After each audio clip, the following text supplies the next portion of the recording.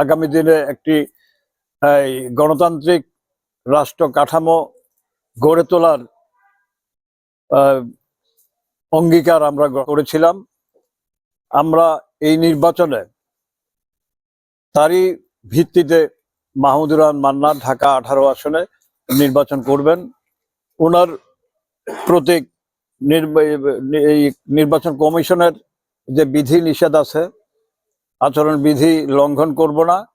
21 তারিখ পর্যন্ত এই বিধি নিষেধ মানতে হবে। 21-এর পরে আমরা প্রচারণা শুরু করব। তো নাগরিক ঐক্যের প্রতীক হলো কেতলি। আমরা কেতলি মার্কা নিয়ে নির্বাচনে অংশগ্রহণ করব। মান্না ভাইয়ের মার্কা থাকবে কেতলি।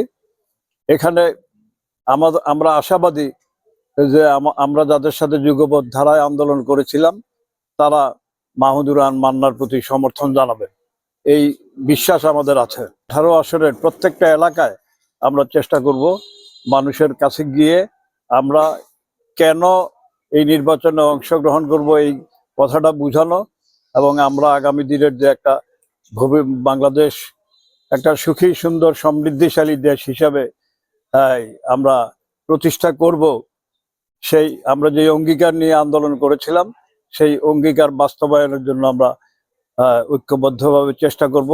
এখানে বাংলাদেশের বৃহৎ রাজনৈতিক দল বিএনপি, আমরা আশাবাদী তারা আমাদের পাশে থাকবেন।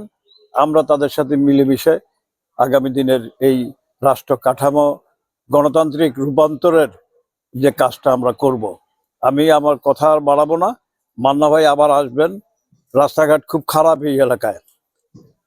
মান্না ভাই নির্বাচিত হলে এই রাস্তাঘাটের উন্নয়নও তিনি করবেন। এর প্রতি আন্তরিক অভিনন্দন এবং শুভেচ্ছা জানিয়ে 18 নম্বর আসনে মান্না ভাইকে আপনাদের পাশে রাখার আহ্বান জানিয়ে আমার কথা এখানেই শেষ করছি।